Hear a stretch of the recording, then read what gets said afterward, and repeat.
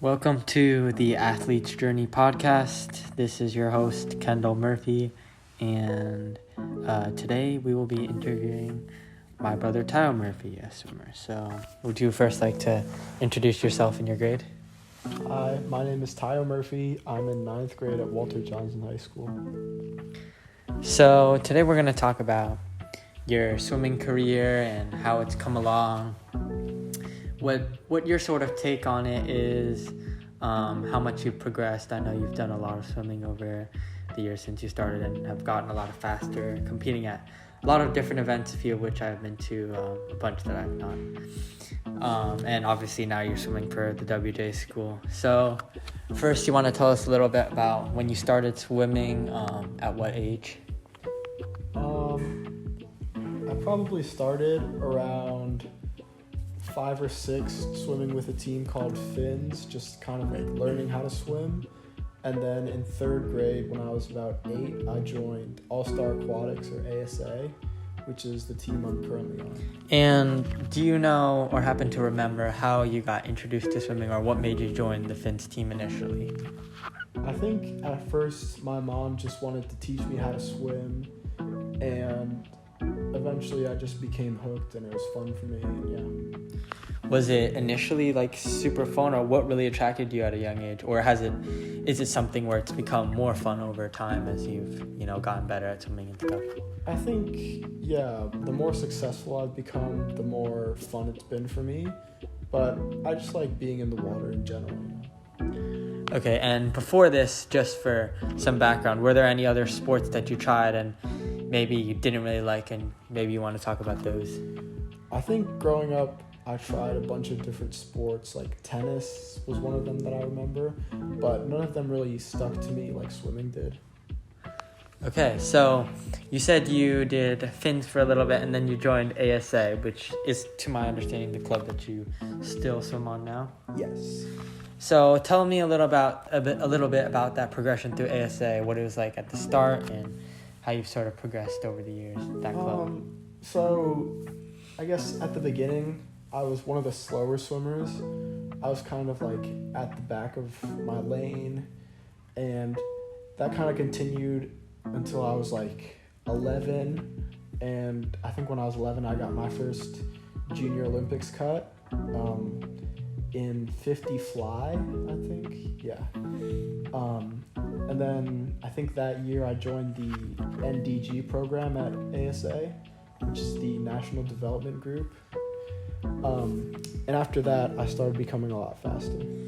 So you said that 50 fly was the first event that you got your cut in. When you were younger, what were your favorite times and events?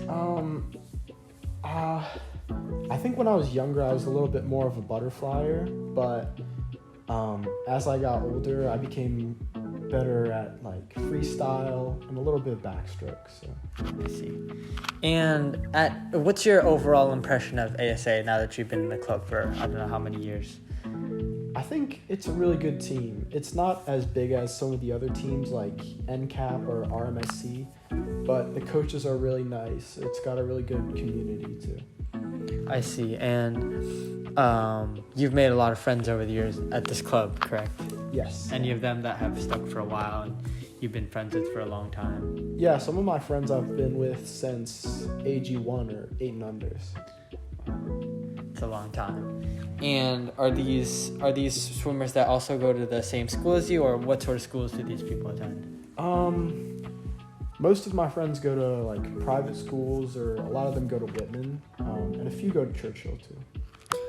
So at ASA, I hear that they have a lot of different coaches for the different age groups and obviously the different genders and stuff. What has your experience been with the coaches, and maybe you want to talk about like a little timeline of the different coaches you have and run us through your opinions and how they were?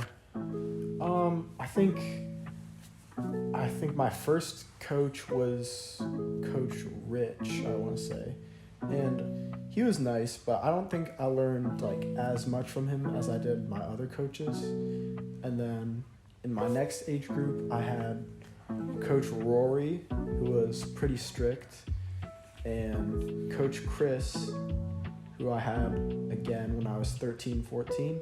So Chris was really nice, kind of strict, but still really nice and really helpful. He was really funny too.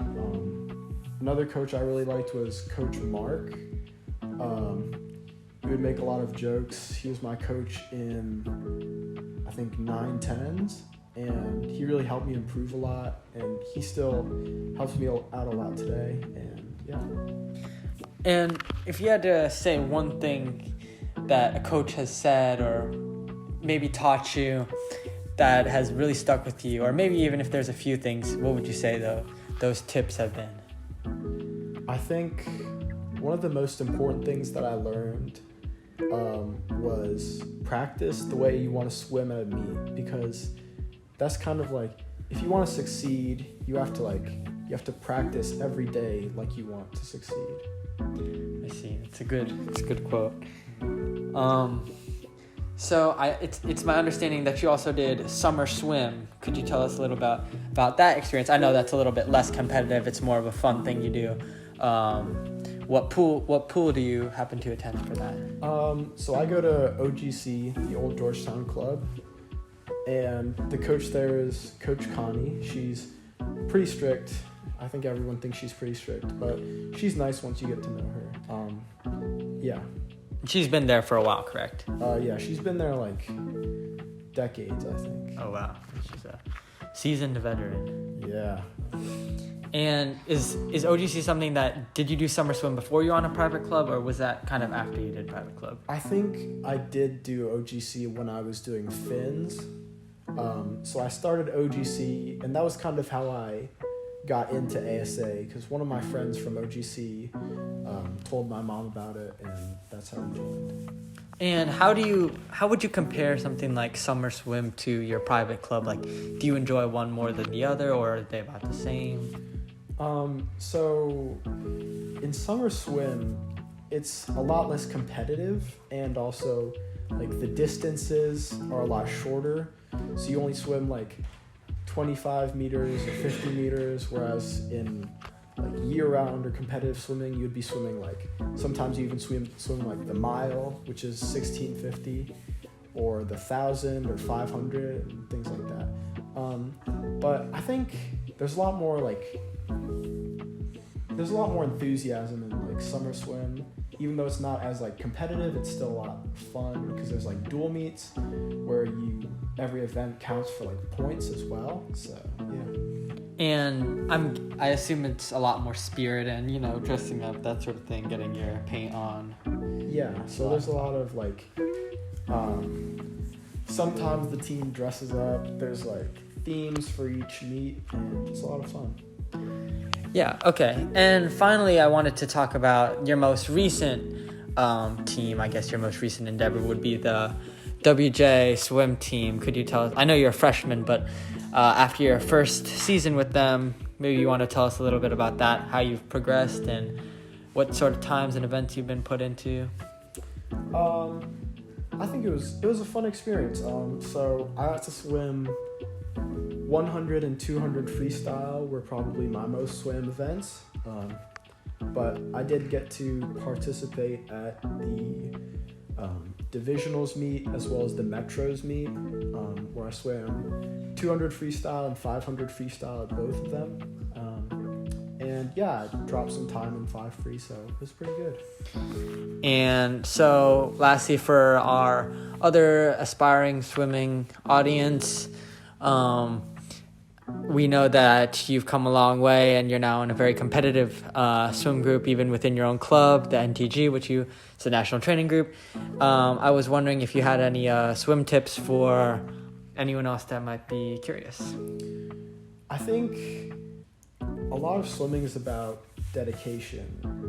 Like the skills and stuff, that's important, and building endurance is also important. But I feel like a lot of that is like meaningless unless you have like dedication to come to practice every single day, even if it's at like 4 o'clock in the morning. Okay, that's it for the Athlete's Journey podcast.